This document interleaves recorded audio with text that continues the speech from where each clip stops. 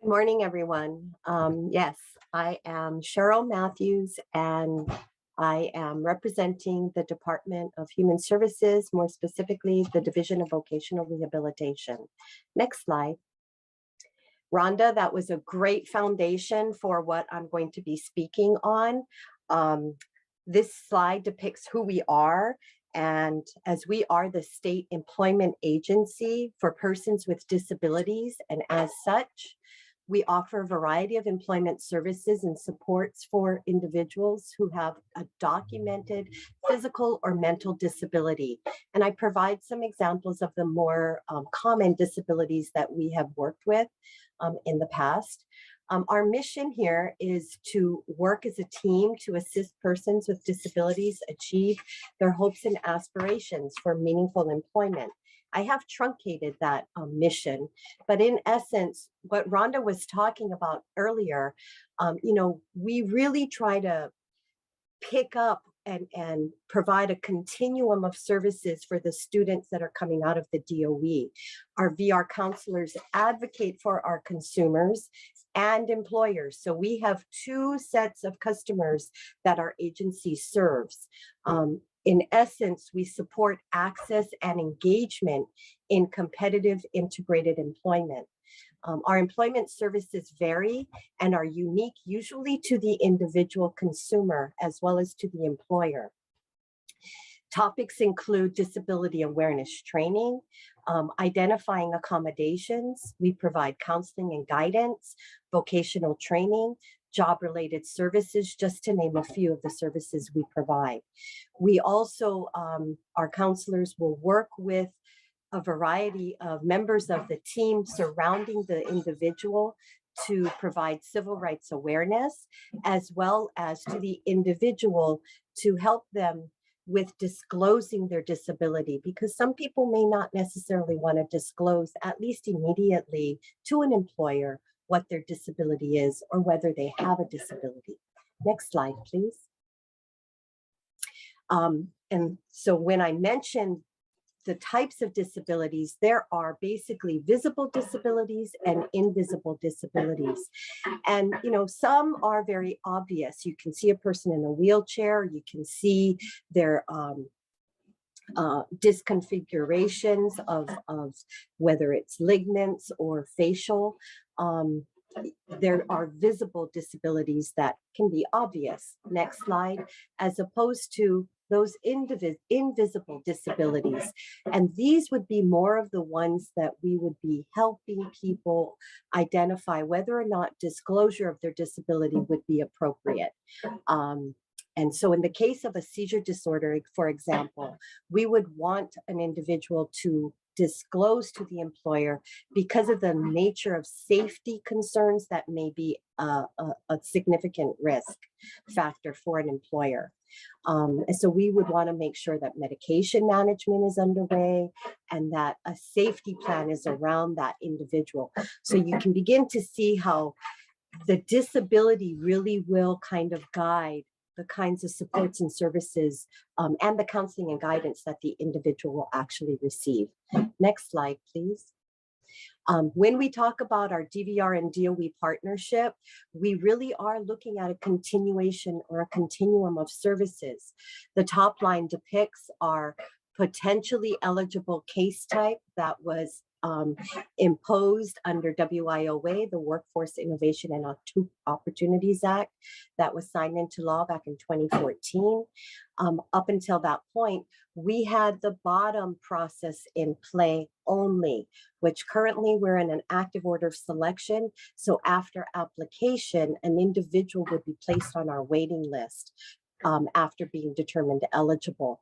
And just to give you a idea about that waiting list, we have currently people on our waiting list that have been waiting from October of 2017 to begin to receive services from our agency. So the sooner we are able to work with, just as Rhonda had suggested, as the sooner we're able to work with the student and the family and the support team from the IEP team coming out of the DOE, the more time we're going to have to pull other resources available that may be necessary for that individual to have that smooth, continual transition into competitive integrated employment after they leave high school. Next slide, please. So there are a variety of partners that DVR works with. Many are state agencies, but we do also have a host of contracted providers that we refer to as community rehabilitation providers.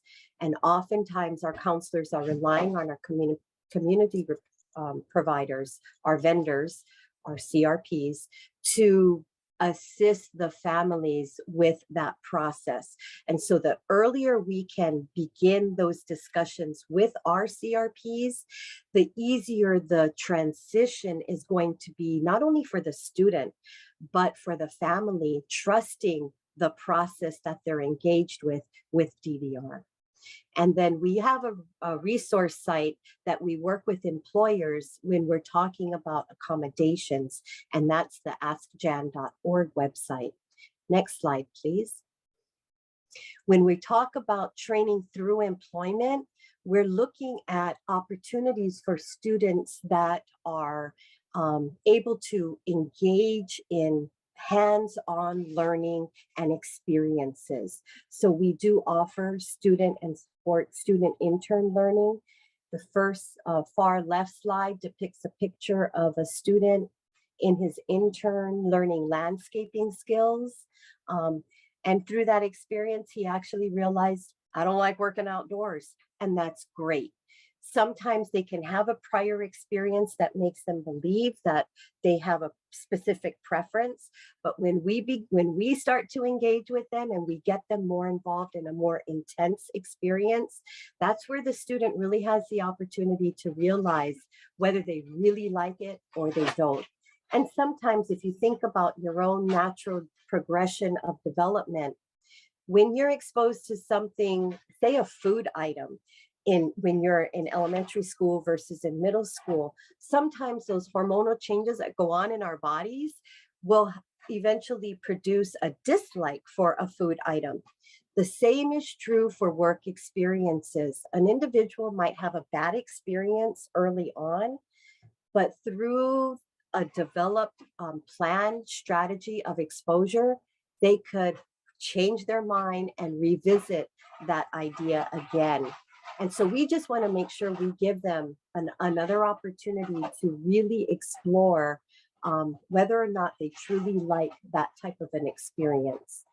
For students that are on diploma as well as certificate track, we have summer employment partnerships, and these are great opportunities that don't interfere with the school schedule, but allow the student 6 or 8 weeks, in some cases up to 3 months, to actually engage in hands-on learning, paid work experience.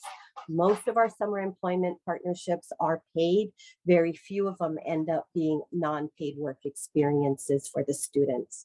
And again, this helps the student to explore a variety of kind of workplaces as well as actual work tasks that they may consider they're interested in.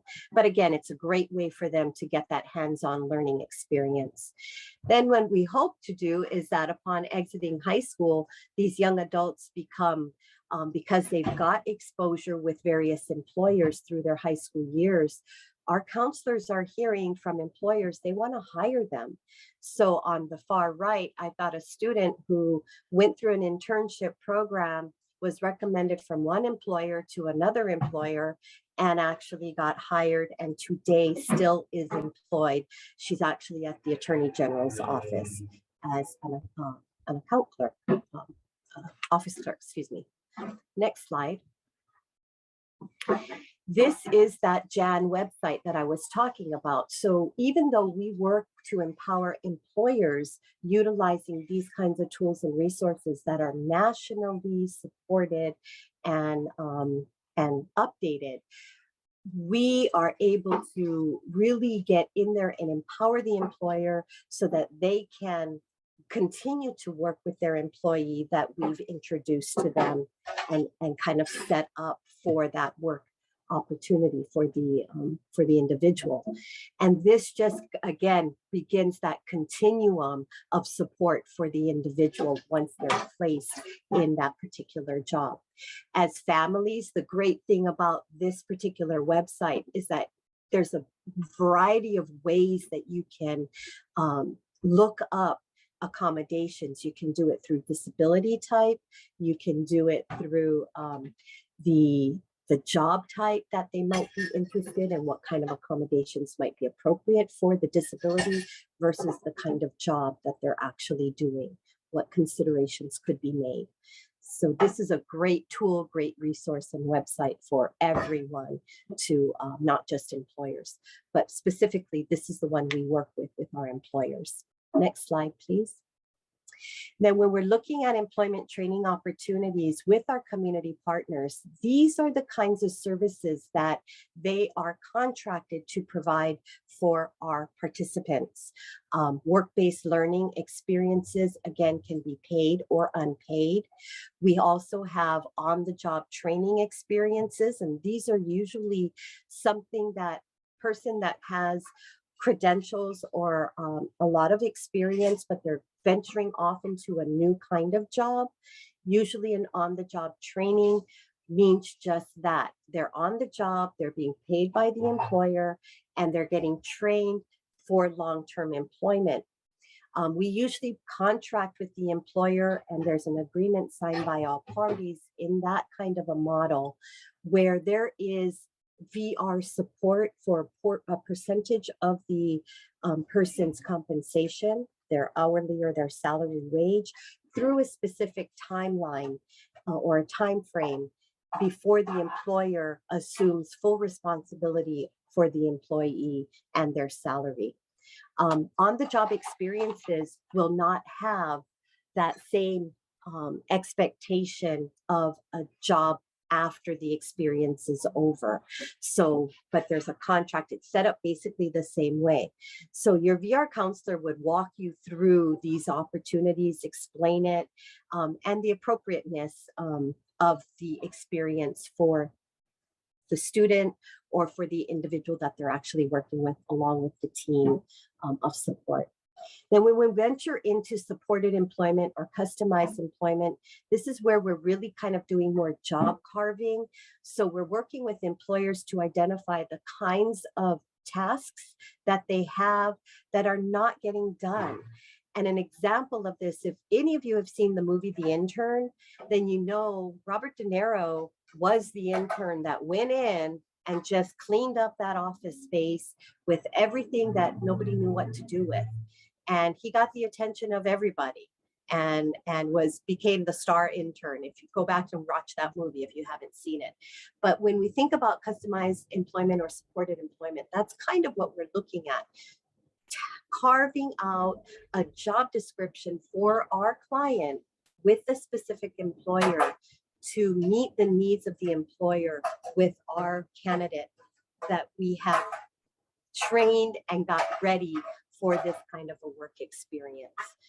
So we work with our partners. Our VR counselors can offer these variety of opportunities to meet both the needs of the consumer, the student, and as well as the employer.